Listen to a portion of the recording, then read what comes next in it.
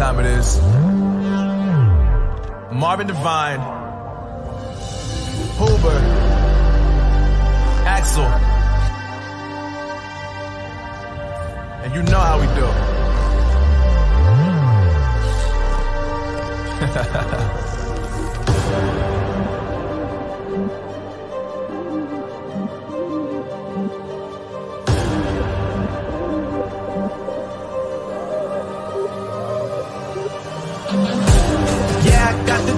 Yeah, I got the juice. Big game cool, make them look like cool. Always play it cool, that's the biggest rule.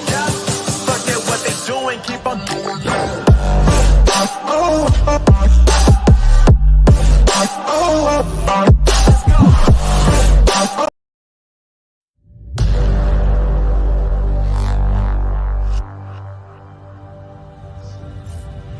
You know what time it is. Marvin Devine, Huber, Axel, and you know how we do.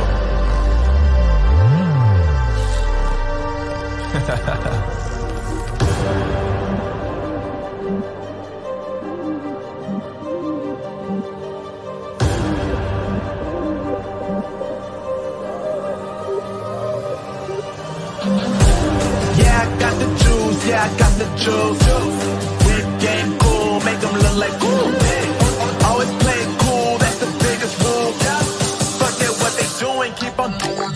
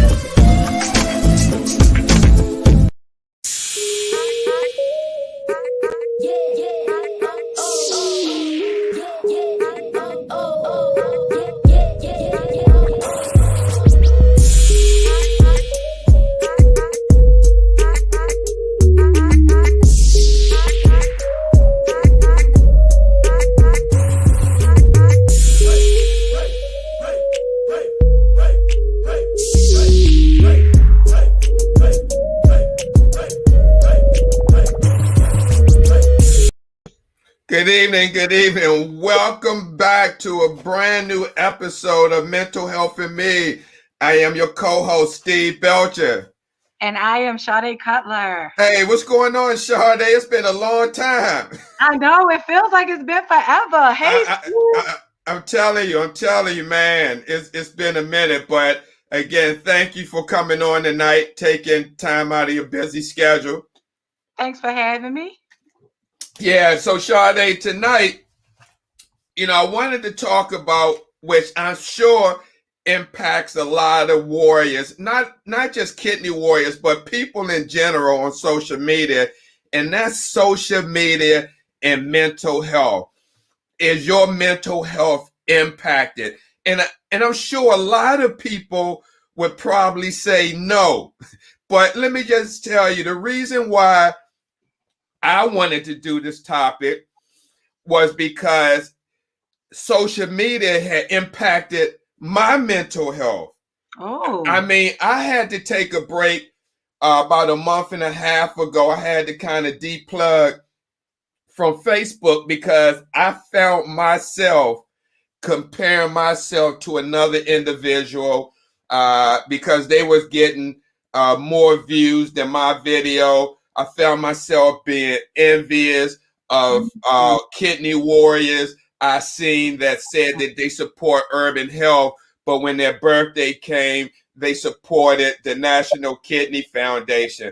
I saw my mental health being impacted by just comparing myself and also with some jealousy. And so I said, if I'm dealing with this, I know other people have to be dealing with it in their own way. but what I came to realize during my time off of social media was what I do and what that other person do are two totally separate things. And I don't need to compare what my ministry does and what this gentleman do. They're totally two different format. This guy seems like his format is for entertainment and mine is for education. It seems like it's an unbalance in the two where you got more people watching entertainment and less people watching education, when you think it should be the flip side around, more people watching education and less people watching entertainment. So let me just say this. According to research, 69% of adults and 81% teens in the US use social media. And like I said in the beginning, elaborate after I say this, Sade, social media portrays the latest job promotions, home purchases. You see people on here, I just got promoted, I just got paid, I'm making six figures, or somebody in front of their house. Look what the Lord did for me, and God be the glory. And even myself, putting my degrees up. What about home purchases, engagements, vacations, and even breakups you see on social media? And when you have all this mixed in together, you can see that it's a vortex of jealousy, competitiveness, and depression before one even realizes that they're going through it. What do you think about that? That is so true. You know, I just want to commend you for even speaking out a bit about some of the feelings that you experience, because a lot of people do experience it, but they don't talk about it. They don't express it, and they don't quite understand why they're feeling the way they're feeling. So they try to just keep it inside. To admit that you felt envious, that you felt jealousy, that you was comparing yourself to someone is huge. It's huge, because that's where it starts. Sometimes we are in denial about what it is that we're doing. A lot of people post the perfect moments on social media. That's just what people do. Most people don't want you to know exactly what it is that they're going through. They don't want to talk about the bad days that they're having. They don't want to talk about the fact that they may be making a lot of money at their job, but they hate their job. They don't want to talk about being a mom is a great feeling, but raising a child is one of the hardest things that they may have ever had to do. Like, people don't really broadcast the real side of things. They don't broadcast the ugly truth of things. They want to create a reality for other people to view them as, to make it like they are. It's not to say that they aren't successful, but it's just to say that they want to put on. It's kind of like the big Can you, screen. can you almost say they want to embellish the situation? You know, it can, and that can be embellishment, because some people kind of like over do their accomplishments, or kind of like harp on them. But sometimes it's just human nature. Sometimes you don't feel good about yourself, so you want to feel better, and then you go post something that makes you feel good. So sometimes it's not even about other people trying to impress them. Sometimes it's just because you feel miserable, and you want to go put something out for everyone to see to make yourself feel better. A lot of times we do that. We're all Mm-hmm. Sometimes we do it. If you are struggling in your marriage or your relationship, sometimes you end up, like you said, embellishing, like if y'all do have a good night, a date night. So you might broadcast how your husband or your boyfriend took you to this romantic getaway, but you won't really broadcast the fact that you might have just had a fight with him, or you might have had some infidelity with your significant other. You won't broadcast the fact that y'all not getting along like that, or y'all in therapy together, or y'all trying to work through all these differences. You just don't really tend to talk about that on social media. Mm. Wow. And it's funny that you said that, because look, glimpse into people's lives we don't know. Well, easy to get. Okay, let me repeat that. Glimpse into people's lives we don't know well. You can easily get caught up in the image of a person or uh, like social media presence that lead to envy, rejection, and subconscious comparison with other people. But you mentioned something about feeling good, and one of the articles that from McLeanHospital.org, they talk about the risk for reward in this the social media dilemma, social media and your mental health. It says social media has a reinforcing nature. Using it activates the brain's reward center by releasing dopamine, a feel-good chemical linked to pleasurable activities such as sex, food, and social interaction. The platforms are designed to be addictive and are associated with anxiety, depression, and even physical ailments. But it also says, it puts, when I gave you statistics, 69% adults, 81% teens use social media. It puts a large amount of the population at increased risk of feeling anxious, depressed, or ill over their social media use. But the question is, Sade, if they know that, what makes users come back for more even when it can literally make them sick? And what this article says, when the outcome is unpredictable, the behavior is more likely to repeat. In a use example, think of a slot machine. If a game player knows they never were going to get money by playing the game, then they never would play. The idea of a potential future rewards keeps the machines in use. The same goes for social media site. One does not know how many likes a picture will get or a video, who will like the picture, and when the picture will receive likes. The unknown outcome and the possibility of a desired outcome can keep users engaged with the sites. Do you see that? Yes, it's so funny that you mentioned the slot machines because that's exactly where I was about to go. It's like an addiction. That's it. It's like it's almost like you chasing that high.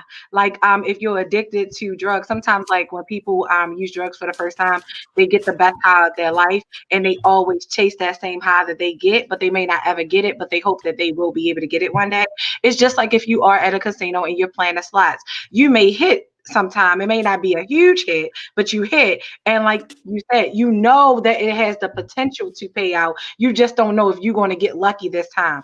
It's the same way with your views, with your likes and things like that. If you are totally enmeshed into social media, you'll be just looking for that big break that you believe that will happen. It's like you might have felt it before too. You might felt like, okay, this gonna be a good show. I know I'm gonna have about 50 people watching, and I might get like 500 likes or something like that. And you hoping, you anticipating, and then when it doesn't happen, it's like, oh my gosh, it didn't happen this time. But then it's like, what keeps you coming back for more? Because you believe that it can happen one day. You believe that you Yeah. can do that one day. So you just keep coming back for more. And it creates a high, like addiction. It's like a chase, like you chasing the high, like, oh my gosh, maybe I'll get this. Maybe I'll have it this time. Just like, and then we hear the stories about people that be like overnight successes. They'll like they might post a story and next thing you know it gets a million views out of nowhere, and then when you talk to those people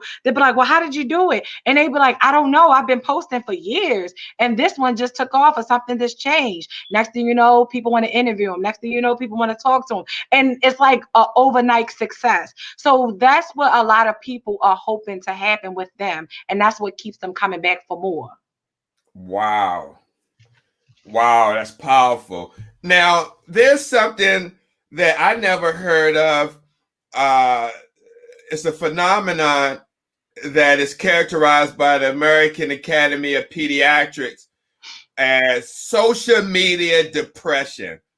Mm-hmm. And I feel like if kids can deal with this, it can impact adults. And it says they characterize social media depression as the psychological impact that social media websites such as Facebook, Twitter, YouTube, Instagram, and online communities that cause depression and self-esteem issues in people with underlying risk of mental health issues. It's almost like a trigger. Or like comparing it to like a physical ailment. Sometimes people have predispositions for certain diseases that are there. So it's underlying, it's embedded in them. It's just something goes off and it makes it come out. It's just like that. So if you suffer from like sadness or some type of depression, but it's like on a milder scale, when you start to rely on social media or look toward that for validation, or look for social media when you're feeling vulnerable, it's not a real thing that is going to sustain you or help you feel better. So it's almost like a glutton for punishment. Like you go towards it thinking that you're going to get something from it, and it kind of like fails you a lot of the time. It doesn't really give you what you're really looking for. Every now and then you might see some positive people that you might listen to that give you some type of inspiration, but the social media itself, it doesn't really do anything for you. It really doesn't. Most of the time it's going to disappoint you and leave you feeling empty, depressed, anxious, sad, or worthless. Sometimes you feel worthless after you sit on social media and scroll all day with all of these people that have posted about their successes, and you start to compare yourself and you like, what am I really doing with my life? Like, should I really continue to do this? There is a difference between success and good success.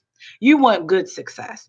Some people are successful on social media, but don't have anything else but that. That's all they have. All they rely on is the people that feed their egos to have them continue to do what it is that they're doing. And there's other people that are really success behind the scenes and don't have a big social media following. They don't get a lot of likes, but business is booming for them. They make real connections. They connect with in ways with people that go on for years, and they develop like great friendships and great connections and things like that. So you want good success. You want success that is solid. You don't want those overnight things like that, because just as quick as it can come is just as quick as it can go. Wow. And I mean, it seems like every time we talk about a different subject, you always mention something that I'm about to go into. It's almost like we been reading the same article, but you're right, because this article goes on to say when reviewing other social activity, people tend to make comparisons such as, did I get as many likes as someone else? Or why didn't this person like my post, but this other person did? They're searching for validation on the internet that serves as a replacement for meaningful connection they might otherwise make in real life. Right. And then it talks about, as I said, FOMO, fear of missing out. Fear of missing out also plays a role. If everyone else is using social media sites and if someone doesn't join in, there's concern that they'll miss jokes, connections, or invitations. Missing experiences can create anxiety and depression. When people look online and see they're excluded from an activity, it can affect thoughts and feelings and can affect them physically. That is true. It's just like when different social media platforms come about. So everybody could know what's going on. It's like a big running joke about everything that's going on. Everybody's talking about it. It's everywhere. And then people be like, oh, did you hear about such and such? And you're like, no. They be like, oh my gosh, you're not on Instagram. You're not on Clubhouse. You're not on these social sites. Like, you don't know about that. Like, what's wrong with you? So it is societal, and it's designed to make you look like you're not in the know. Like you missing out. Why wouldn't you be on these platforms so you can keep up with what's going on? And in a way, it's okay to want to keep up in the know, because that's how you are able to brand yourself, expose yourself to different things, be on a platform like what we have now. But when you start to look at it for validation and basically to just make you believe who you are, that's when you fail. That's when things get a little bit tricky and messed up at that time. That's Mm-hmm. when it gets real, because then you start to mentally decline. And like I said, physically, you can, your mental affects your physical so much that what you think of yourself can physically make it manifest. That's why you can get so anxious about your thoughts that your heart starts racing. And it's a real thing, because if you started to feel like you were having a panic attack and you went to the doctor's office, they can check your heart rate and see that it's elevated. Sometimes your blood gets to boiling because you're so anxious or you upset about something, your blood pressure goes up, but it started with your thoughts. So your thoughts really can manifest into physical illness. People don't believe that so much. They believe it's always the physical and then it goes into the mental. It does not always have to be like that. Your mental can actually cause physical issues. Um, Again, something that you mentioned about that, about people displaying themselves. Why do you think people use filters? Is that another way of hiding or masking something, or just people playing around with the filters? Because it says, where is it at? It says, in addition to providing young people with a window through which they can view missed experience, social media puts a distorted lens on appearances and reality. And it says how they increase the likelihood of seeing unrealistic filter photos, and but it's talking about teens. But I mean, it can apply to adults, because I've seen adults apply filters on social media. Is that another way of like covering something up subconsciously, or is it just a way of just playing with the filter devices? It can go both ways.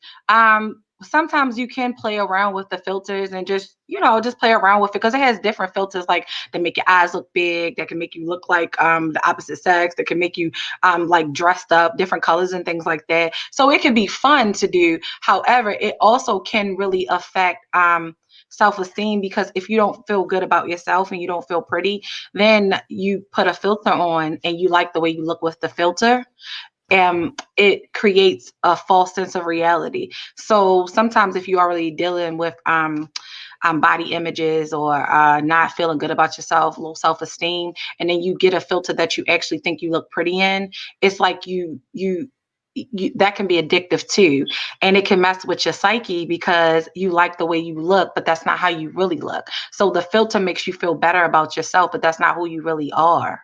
Right, right. Wow.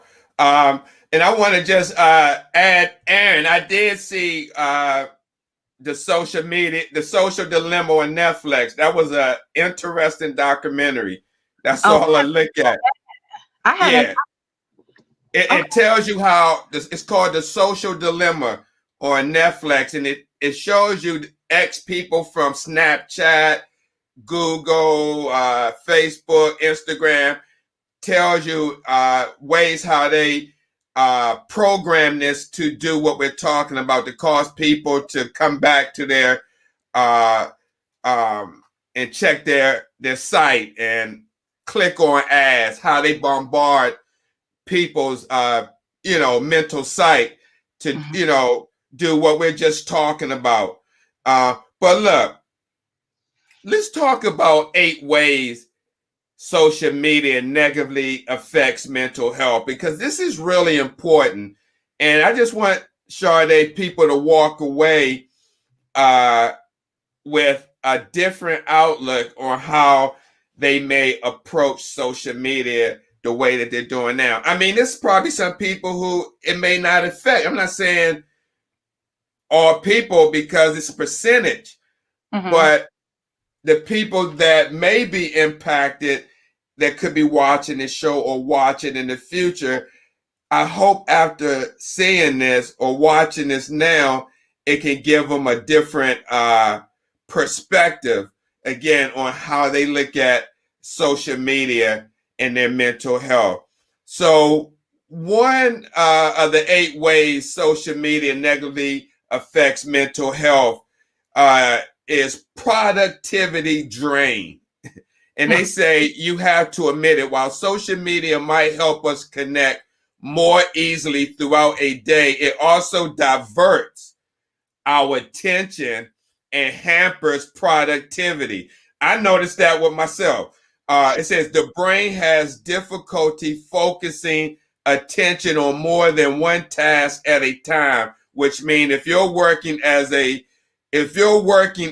watch YouTube videos, you're really putting your work quality and accuracy at risk, draining your overall productivity. Have you seen that? Noticed that with anyone or? Myself, I'm guilty. Yeah, sometimes me too. sometimes I have to get off. Like I'll be like, okay, I can't touch anything involving social media right now because I'm not going to get anything done, or I'm not going to be as productive as I could be if I just silence everything and do what I need to do. Because you just have a tendency to go back and check it. Sometimes you're just checking it because it's habit. You're not even looking for anything. You ain't waiting for nobody to post nothing. You haven't posted anything. It's just that you just go back to it because it's so embedded into our normal day. So sometimes you have to make a conscious decision to say, okay, I have to get off of here to be able to get something done. Like even while you at work, sometimes if you're like working and you get on social media, sometimes you get on there just to make the time go faster, but then you end up neglecting other stuff that you need to do as far as work is concerned, because you go down this rabbit hole of watching this, then you look at something else and they talk about somebody else, and then you go look at what they talking about, and then when you watch that one, they refer to something else, and you're like, oh, I never watched this before. Then you watch that, or you see something funny and you end up laughing, and you go through all the like funny videos. Anything can be a distraction on social media. So sometimes when you really are trying to get things done, it's good to just kind of like take that time and close it down, like shut it down to accomplish whatever it is that you are trying to get accomplished that day. Yeah. I'm not going to lie. I'm guilty of that, especially when I worked in dialysis doing acutes, when I'm in the ICU or patient's room doing 101 dialysis, and they're on dialysis and they're sleep, and I'm just sitting in the chair and I have my phone, and I could have been watching some fights on World Star Hip Hop or flipping through that. But this was years ago when I didn't, know any better or know what we're talking about now. But I found myself doing that and maybe missing blood pressures, but not missing where I didn't take it because it was automatically being taken, but just But writing stuff down. it Yeah. was a distraction. And just like you just said, you like, when I didn't even really know any better. That's how we just get caught up in stuff. Like sometimes society and the world introduces us to new things and we get so excited about it, but we have no idea how it's really going to affect us in the future. Now in hindsight, you looking like, oh, I was guilty of that. That's what I did. That's what I fell into. So you start to Mm-hmm. learn a lot about how things work, and once studies reveal a lot of times how things affect us. Social media is a big distraction, and like you said, you might have been looking at like World Star or something like that. Stuff that's just not even important. And you don't even see a lot of stuff on World Star anymore because so many different platforms have come out. So we'll be so enmeshed in the things that's going on right now that we don't even realize what it's really doing to us. Oh, absolutely. Absolutely. And again, when you said distract, that goes into the second of the 8 ways social media negatively impacts mental health, and that's distracts from real life. Mhm. Social media focus on rather trivial things, such as what your buddy ate last night for dinner or your sister's cat in a dress. Sure, it's amusing stuff, but it's not life changing. Few are the true momentous events like the engagements, births, and graduations that social media shares among friends, because it can be argued that the time you spend on social media distracts you from being present in your own real life. That's true. Absolutely. Sometimes it's almost like it creates, I think I mentioned it, like a false sense of reality. It's like a person can share such an important moment like a birth, like engagements and things like that, and you go on to social media, you like it, you love it, you leave a comment, and it's just for the moment. Whereas though when you take the time to call someone, see how they're doing, see how the baby is doing, see how their engagement is feeling, like you really sit in the moment, those are the times that really matter. But when you on social media, it just take a click. Like it's like click, okay, I like that. And then I mean, social media then got to the point where when you go to put a comment, it tell you what you would say, congratulations. So you're really not even saying congratulations sometimes. It's saying it's for you. You click, click, click, and then you forget about the moment. That's why a lot of times people don't remember like those valuable moments because we don't sit in it and get to enjoy it like we once did once upon a time. Of course, COVID is here, so we are pushed more to the virtual world anyway. But people don't take the time to even call people anymore. Like if you see somebody had a baby on social media, that's a friend of yours or family, and then you just go love it. People believe that that's enough. When before that would never be enough. You would call, "How are you doing? How are you feeling? How's the baby?" People don't do that. Like you'll find out somebody is sick from off of social media. They post themselves in the hospital. They post, "Oh, I had to take such and such to the hospital." And then people are like, "Oh my gosh, I didn't know." But the truth is you wouldn't know because we don't talk or communicate like humans once did before. Wow. Wow. You dead on. You are dead on. And I want to apply what you just said to my own life and start calling some family members, go down my phone list and do that. No, you're absolutely right. And I'm glad you mentioned that. And that leads to number three. Um, Create social phobias. Liking a friend's status update on Facebook is not the same as picking up the phone or better, going for a coffee to catch up on her life. Yes. However, after connecting and wishing happy birthday to 40 or more friends on Facebook, you can feel pretty drained, which you mentioned, and hesitant about real in person conversations, which, when positive, can positively alter the brain's chemistry. Yes. So it's saying if you meet in real life and have conversation, this can positively alter the brain's chemistry. Mhm. Human touch. It's just like the nature versus nurture. Do you know like babies do well when they're touched, when they're when you coddle them, when you have that human touch, they just do better. It's totally needed. Like that's what makes us thrive. This virtual thing is a real thing, but it's not how humans really we are not wired like that. We're not wired like that. We require human touch, human communication. That's why people can go into solitary confinement and go crazy when they are like jailed because they're not having a human interaction. We need it. Just because you click a button does not mean that you're having a human experience or human interaction. It just does not, it's not true. Sometimes we are looking at it and we believe it's true, but it is not. It's not the same.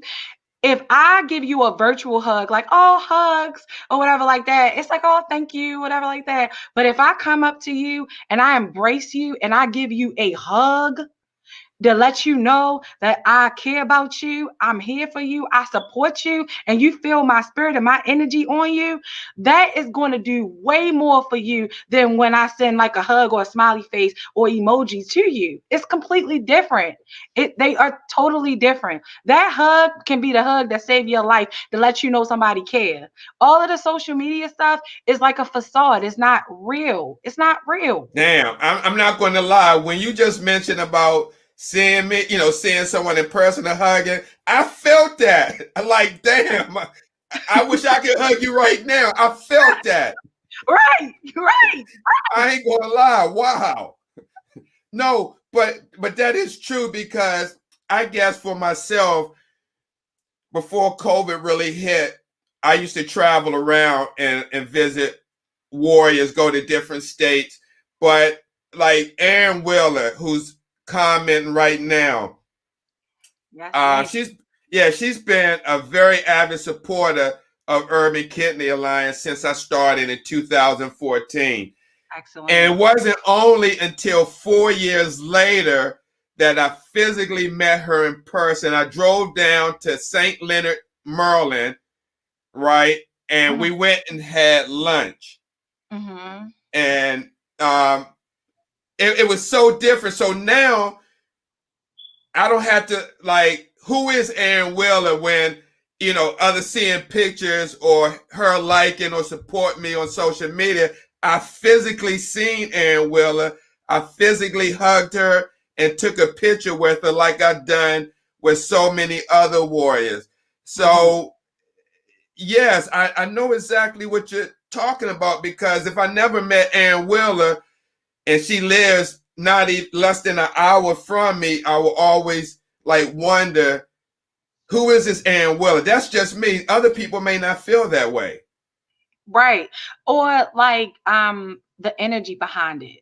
Like when you are in people's presence, you kind of feel how their energy is. If y'all have a connection or a bond. If you and I just talk over social media, a few strokes on the keyboard and things like that, it's like it doesn't necessarily mean that the chemistry is there. So when Sure.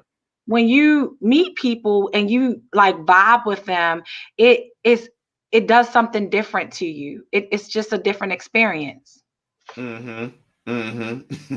Yeah, Oh, right. yeah, I did, Laura, because I really felt that energy that you just mentioned about when you really that you're right. Because I see people hugging people. Matter of fact, I saw a gentleman online last night saying that he needs someone to talk to. He's not doing good mentally Mhm. and physically. And this was like 2, 3 in the morning. I mean, I was on social media. I'm not going to lie, but I saw that. But I didn't want to. It's nothing I could say to him. I mean, I wanted to comment, but then again, I didn't feel that was my place. And but when you have situations like that, it's just sad because I don't know where this person is. You got somebody who's dealing with a lot of medical ailments and maybe no social connection far as where they're at, no family members, and they're on social media most of the time. What does that person do? Sometimes that leads a lot of those people into depression, and that's where us as mental health providers come in, and we're trying to like get the word out to advocate that this is a time where you really need someone to talk to. So many people have a stigma against mental health treatment, but it's so beneficial. I have had people that are living alone that don't have a lot of support that look forward to our sessions. They look forward to talking to me because I am their only outlet. So that is what we're trying to get people to understand, that you don't have to be in this alone. It's already bad enough that COVID is going on, so we aren't able really to touch or be in the presence of each other like we would want to. So the least that you can do for your own self is to try to get some mental health treatment over the phone, on via video, anything. Like they even have some mental health treatment that they're even doing texting with. I'm not the biggest fan of that, but if it's something that can save your life or keep you from spiraling down, then you have to do what it is that you need to do. But they have even lifted so many restrictions on mental health treatment right now because they know the severity of it right now. We need each other more than ever right now. We really, really, really, really, really do. Wow, you're right. Now, let me move on to 4. It says, uh, creates feelings of inadequacy. It says you log on to Facebook and in one sitting, you can hear about a dozen promotions, births, marriages, and lottery winnings within seconds. It's enough good news to have you constantly measuring yourself against it and feeling inadequate because of it. even if it's a bit exaggerated. Remember, people often share ideal representations of themselves. Again, I was guilty of feeling inadequate. Sometimes I used to scroll and see people, like, for instance, before I did my book, I see other nurses doing stuff that I knew or know and think, wow, damn, how come it's not happening for me? Or nurses maybe traveling during COVID, making $103 an hour and 200 in overtime. And I'm like, like, dang, what about me? I got the degrees and this and that. But then I came to realize again, I had to meditate and pray that that is not what God has for me. Yes. What he has for me is what I'm doing now, because what I'm doing, I feel at ease. I feel like I know it like the back of my hand. I mean, I feel comfortable. I think about this 24/7, 7 days a week. I mean, it's my passion. I feel like I'm married to it. Like, if I was to get into a relationship with a female, I would be cheating on my work. No, but no, I say all that. No, but I say all that to say, Sade, that now I don't feel inadequate seeing other people's accomplishments or what they're just showing. They're not showing the opposite part, like you mentioned earlier. People are just posting little snippets of what you want you to see. Like, they may have had a good evening out with their boyfriend or girlfriend, but they didn't tell you about they had an argument 15 minutes before that, or whatever the case may be. But do you see that as well, that it can lead to feelings of inadequacy within a person? Definitely. It's just like, in social media, it's kind of like the entertainment world. People have to sell an image. People are they get paid to sell their image, like artists and entertainers and things like that. So people want to kind of like what you said, like embellish or put themselves on these pedestals where they can feel more than not even what, well, I'll just say it, more than what they even feel inside for themselves. So it's like when you have to exaggerate who you are just for likes or just for attention, then you're not really being true to who you really are. You're not really able to be in touch with yourself. Social media is not for you to broadcast everything either. You don't have to tell every bad thing of your life. You don't have to tell every good thing in your life either. But when you start to compare yourself to other people as well, you have to take a look inside of yourself. Like, what is it about me that's making me constantly look at these people and feel inadequate about myself? So sometimes we can't just blame other people. We got to look at ourselves. Like, what is it about me that's seeing this person succeed make me question who I am? And like you just said, everybody has a different journey that they're going on. Everybody is not meant to reach 1 million views or meant to go off and be this phenomenon. That's just not what it is. Everybody is just not meant to be those things. It doesn't make you any less successful. If your life and your journey that you were supposed to be on this earth for was meant for you to reach 5 people to change their lives, then that is what your life fulfillment and purpose was, and you have done well. If your purpose is supposed to meet to help 500 people, then a person that has met their requirement of purpose of 5 and the other person has met their requirement of 500, they have both met their purpose in life. They're not the same. They're totally different areas of what it is that God has designed them to do. So we have to be in tune and in touch with ourselves and not compare ourselves to things that are not for us. Sometimes people go through stuff and we would not last one day in their shoes if you really knew what they went through. Right. only knew what they survived. Or some people are out here doing stuff that they ain't got no business doing just to get certain things that they got. Like when people flashing money and stuff like that. You want what they got, but you don't want to do what they did. Because some of the stuff that people have sold their souls to get some of the things that they got. And you wouldn't dare think about doing that. So you have to be careful what it is that you're being envious about, because everything that's good ain't good for you. Wow. Wow. You done said some true stuff. I mean, like people selling their soul to make money, and you see the money that they displaying, but you don't know what they went through to get it. Wow. Woo. They done. You don't know who they laid with. You don't know what they done sold. You don't know what they have done to get what they got. So we just have to be mindful of those things.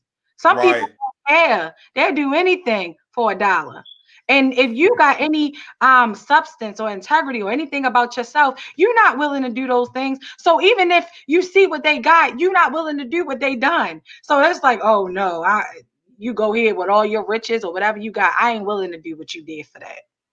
Wow. Okay. It also talks about social media promotes inactivity.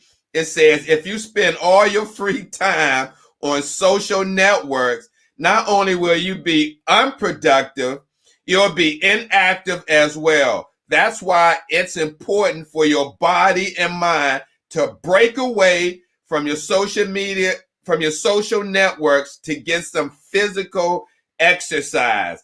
This increase of endorphins and blood flow to the brain will keep you healthy mentally and physically. And I realized that when I took a break and didn't plug on for a week, how my mind was more clear, focused, my thinking, working out.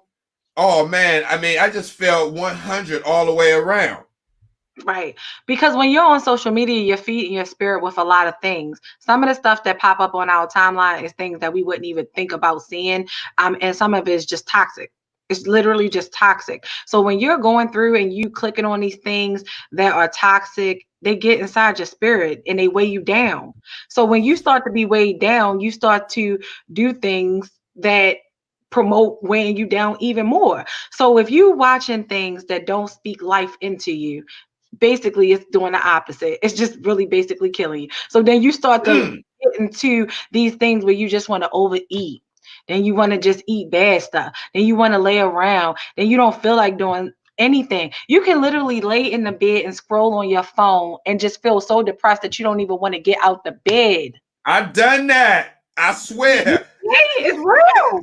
It's real. You be just scrolling and you're like, I wake up and get depressed already. Because the first thing you're doing is picking up your phone, looking at this garbage and drama right there. And it's just filling you up with so much just negativity. And you get so depressed that you just don't want to do nothing. You could have had your whole agenda laid out for you, what you had to do that day. And once you get on social media, you see all that stuff going on. It just really infiltrated your whole spirit and your soul. You just feel so tired and worn down, and you don't get nothing done. Nothing. I'm not going to lie.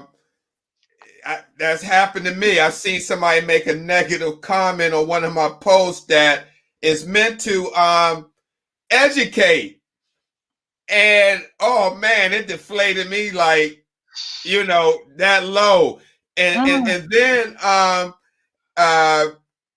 as I mentioned in the beginning, what used to bother me a lot of times, I would wake up in the morning and then, because of what I do, I look at the social media and I would see someone that has said that they support us and I see the likes and all that.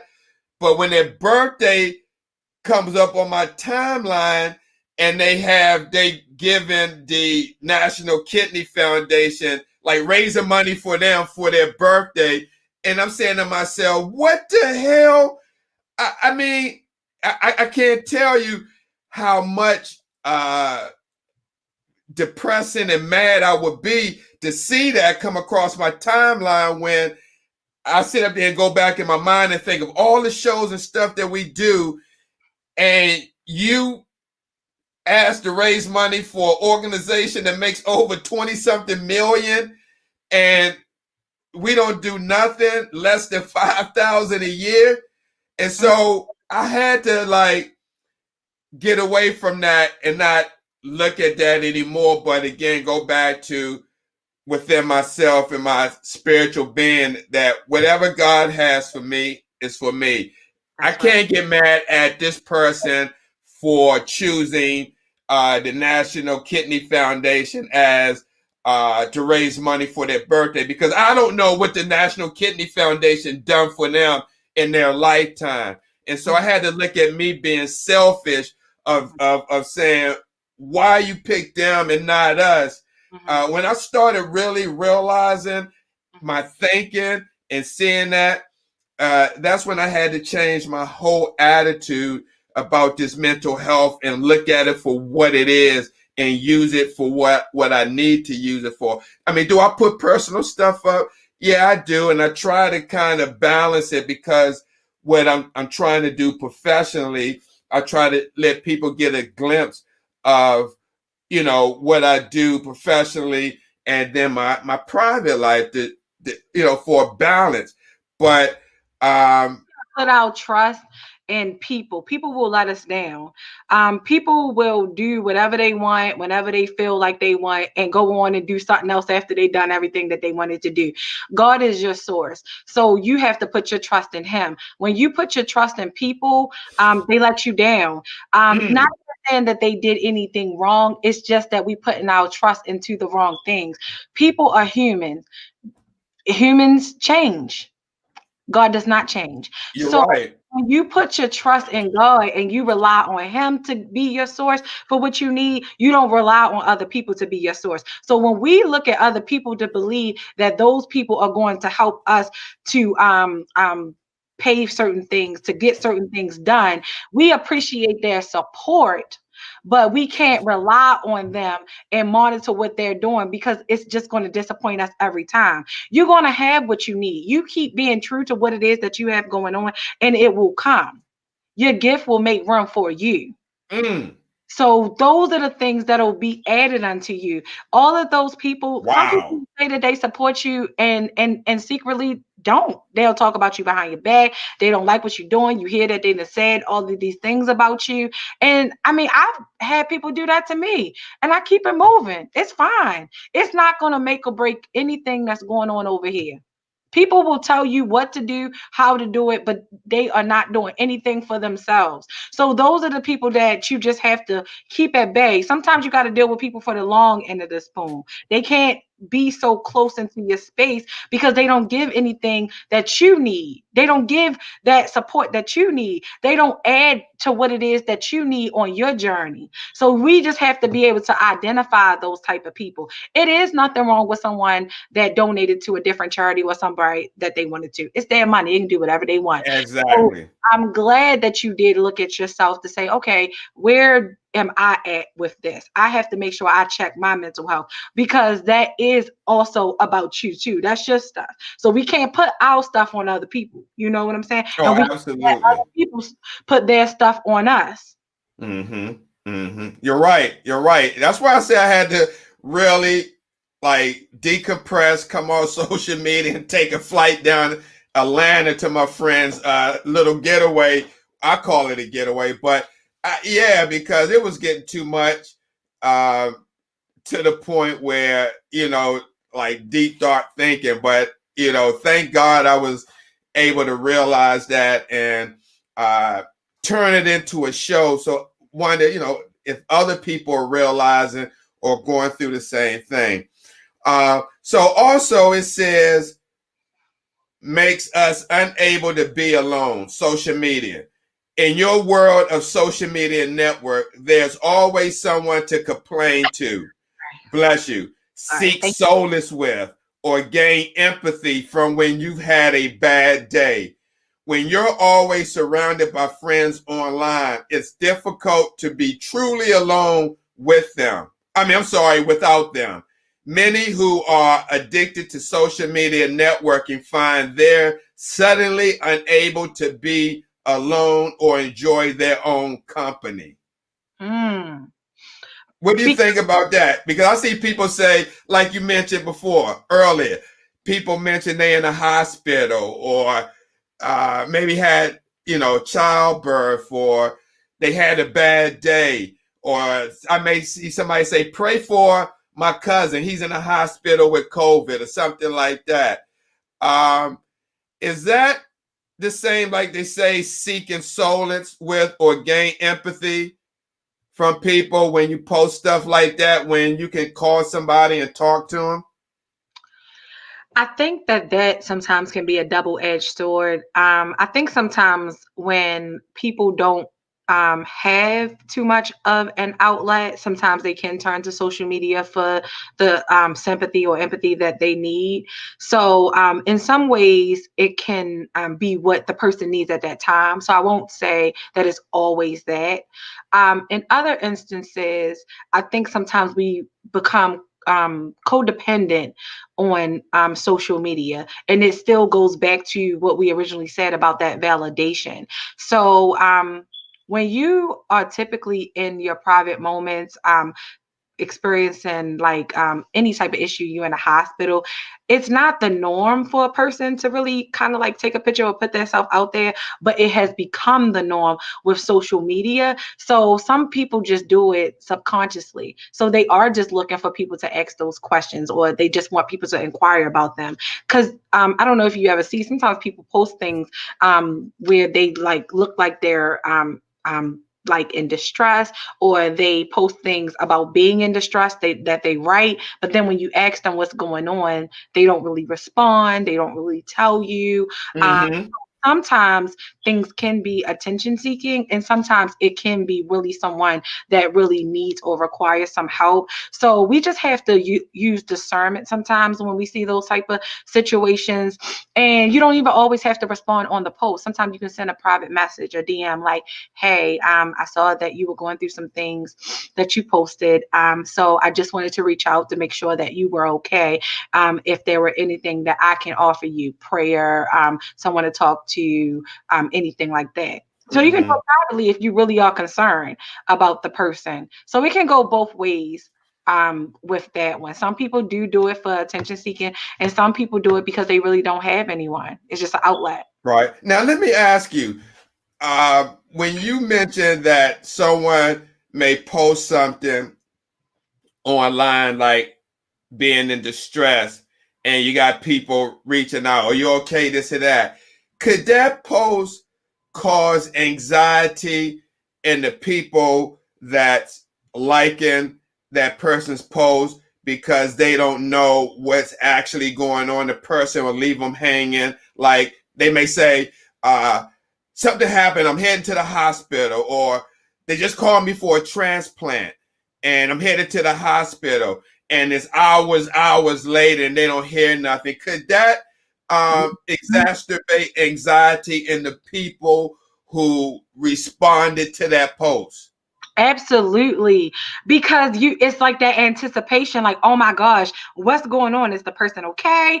Did everything go right? Did they get the kidney? Did everything follow through? Did they get a ride there? Like it just keeps you in suspense, like a movie, like you're waiting and you're anticipating for the end of it, or the next part of it, but you don't really get it, and they kind of leave you hanging because you don't know what's going to happen. So it creates anxiety. It doesn't even have to be a negative type of anxiety. It could just be like just an anxiousness because you just anticipating information. So some anxiety is just like normal anxiety. It doesn't have to be a clinical diagnosis for anxiety. So you can become anxious over a status like that, and it doesn't really classify you as going into like a real serious diagnosis of anxiety. It could just cause anxiety. Just it's situational. It's just a Mm-hmm. situational type of thing. Mm-hmm. Wow. And then the last one, number 8, it says that social media can exacerbate unhappiness. And it Mm, goes on to say, we've established that the act of using social media can stir up many emotions, and using it too excessively can create a detachment from real life. whether those prone to depression are drawn to social media or vice versa. Numerous medical studies indicate that social media may exacerbate your major emotions, including unhappiness, depression, and sadness. Can you elaborate on that? You know, when you are on social media and so many different things are happening, a lot of things influence our emotions. Whether you're watching stuff that's going on about COVID, um, people talking about they got sick, or certain loved ones dying and things like that. So that some of those things just exacerbate things that you're already feeling. So that can lead to you feeling further even more anxious. So you're already dealing with COVID in real life, but then when you keep logging on and you see other people talking about what's going on, it just makes you feel even more unhappy or even more anxious or even more depressed. Or if you go on and see people that are also happy about life and they're like, oh, it's a good day to wake up and everybody should be happy and grateful for where they at, but you know that you over here struggling, can't pay your bills, you don't know how you gonna get your next meal, your car got repoed, your kids acting up, your marriage failing, everything is just in shambles in your household, but everything that you see on social media is looking like pure bliss. It starts to make you look at yourself like, am I a failure? Like, what have I done Mm, wrong? How is it that my life is in shambles over here and everybody over there is married and doing great and the kids doing good and everybody graduating and everybody just getting all the things that they ever wanted and all the accomplishments that they ever needed and everybody is just kumbaya. So those are the things that will make you start looking at yourself and being unhappy too, because it goes back to us comparing. We're comparing. And sometimes we comparing ourselves to false things. It's not true. So you sit up here and you compare yourself to something that is not even real and self-sabotage, self-destruct. Just like when you compare yourself to celebrities. Like you have so many celebrities out here that have their bodies done, that look beautiful and things like that, then you go back to comparing yourself to them, but they have money, they have access to different things, and a lot of the things that they put in or do is not realistic to real people that have normal lives. So it just goes back to us being aware and not comparing ourselves to people, because it doesn't mhm. feel good. Wow. Wow. Man, Right. you So much of social media is the way people want their life to be. That is so true. It's like you create, it's like you're selling what you want your life to be. That is so true. Just like entertainment. That's why so many people on these platforms, they create in this image of how things are so beautiful. Then you hear about them being addicted to drugs, committing suicide, having nervous breakdowns and stuff like that behind the scenes. And then you be like, what in the world happened? And then you go back and you look and you're like, everything seemed like it was good. And then when they finally speak out, they tell you what the real truth is. They be like, you want the real ugly truth? You want to know what's really going on behind the scenes? That's when you start to really get what's really happening in people's lives. So people are only going to show you what they want you to see. right, right. And you can see that with all these shows like VH1 Behind the Music and Mhm. a lot of these shows on TV1 with Bobby Brown, or, they show like how their life was and Yep. where they went the highs and then the lows, and then seems like now their life is balanced out now.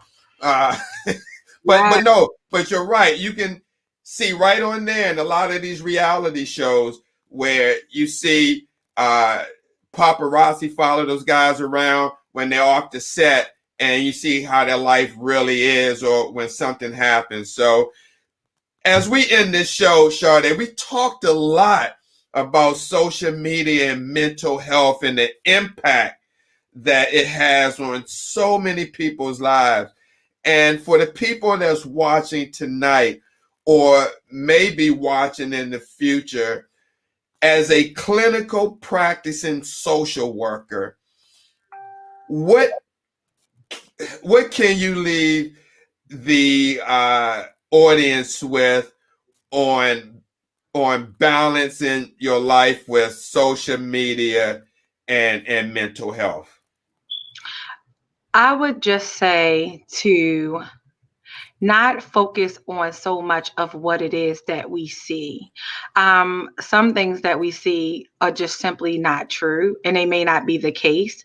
So we just have to take the time to be aware of what it is that we are feeding our spirit. If we are on social media constantly and it's not making us feel good about ourselves, or we don't feel well, or we feel depressed, or we're feeling anxious after being on there, then that may be the time that you really take to debrief and disconnect from it. And sometimes disconnecting from social media means that you might need to get off of it for a few days, a few weeks, or a few months. It's okay.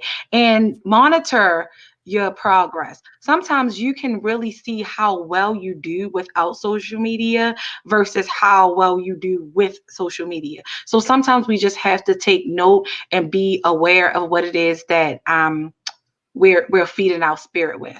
So try to just practice self-care. When things are getting to be too much, know when to detach from it. Mm-hmm. Absolutely. Wow. Wow. This has been an awesome conversation, Sade. And, you know, I think this is something that needs to be talked about at least every quarterly, like in dialysis, how they have education moments, but at least every quarterly talk about social media and mental health, Yes. just to remind people, like, hey, you know, this is what's going on with social media. You may need to step away. You may see what's the word I want to use? A I want It's not comparison, but if someone has something going on in their life and they're on social media, it may be a contributing factor. Mhm. Social media could be a contributing factor to maybe what's going on in Yes. their real life. Yes. So I hope to and pray that God will allow us to do this show again. Well, social media and mental health in 3 months. But Sade, before we leave out, this is the most important part. You mentioned about mental health and that CMS or insurance companies have kind of given the green light for social media I'm sorry, for mental health counseling. And with that being said, Sade, can you please expand or talk about your practice, My Empowering Impact? Right. So, My Empowering Impact is a mental health service that provides different specialties for depression, anxiety, grief, loss, chronic illness, postpartum, just a plethora of different challenges, mental illnesses, and diagnosis that people are dealing with. Just like Steve was just saying, insurance companies have also given the green light for mental health providers to basically have some leeway where you can even get counseling and therapy over the phone if you don't have access to like a computer to be able to do video therapy and things like that. And a lot of people aren't doing a lot of in-person sessions due to COVID. So now is the time more than ever to reach out when you are having those feelings and thoughts of loneliness, depression, and anxiety, so that you can have some type of support, so that you can have some type of connection to someone to help you just to kind of get on the road to recovery or where you need to be at and not go down a rabbit hole or let things debilitate you. So Sade, so what you're saying, anybody who's watching this program right now, and if they wanted to talk to you virtually or on the phone and they have insurance or no insurance, I mean, I don't know, I know you would discuss that with them, but if anyone wanted to reach out to you, like they love what they heard you talking about tonight and wanted you to coach them or counsel them, whatever you do that service. They can call you up and say, I want to schedule an appointment, or go to that website and schedule an appointment with you. Yeah, so if you go to my website, you www.myempoweringimpact.org, you can even make a self-referral. If you click on the services that's provided, you'll see where it says make a referral or make a self-referral, and you just complete the information, submit it, and typically you'll get a response back in 24 to 48 hours to schedule an appointment and take it from there. Is that the website right there? Yes, that's it. That's it. So, guys, I'm telling you, if you're watching this, or if you know warriors that could benefit from mental health counseling that's not watching this, reach out to Sade Cutler. She the real deal. Even though I can't get counseling from her because of our relationship, but I secretly slide in stuff during the show. No. We always can talk, Steve. Oh, yeah, absolutely. No, but I swear you're the bomb. I mean, you're the real deal when it comes to I feel like, I mean, you're comfortable to talk to. You seem like you're very empathetic, compassionate, a great listener. You tell it like it is. I mean, who wouldn't want a social worker to talk to like that, to let the person know how it is, what it is, but you're doing it with concern, empathy, and understanding. And plus, you also are a big person when it comes to faith. I see that you post every day faithful inspiration and quotes. So, man, who wouldn't want to have a counselor with that? Yes. Thank you, Steve. I appreciate that. Yeah. So, guys, if you need somebody to talk to, I know a lot of you can't reach out to your social worker at the job because they may be overwhelmed with a census of 100 or more patients.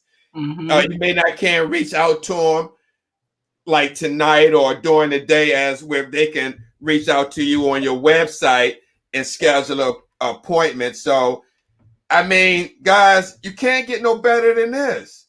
Yes. You can't. So, Sade, thank again. Your services are greatly, greatly appreciated. And I know you're going to go places as far as, blowing up and talking to people, because it's not enough social workers like you around. At least I haven't met. It may be, but I don't know.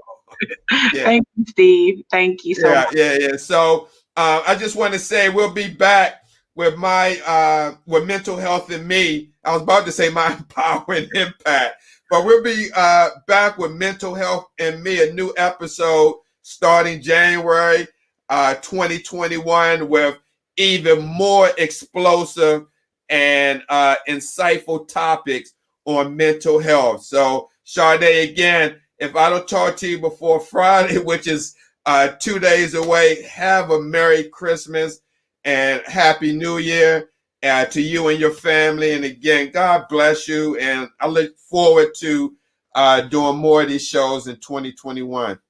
All right. Thank you, Steve, and happy holidays, Merry Christmas, and Happy New Year's to you and all the viewers that watch. And thank y'all for tuning in. And I will talk to y'all later. All right, Sade. Good night. Take care. All right.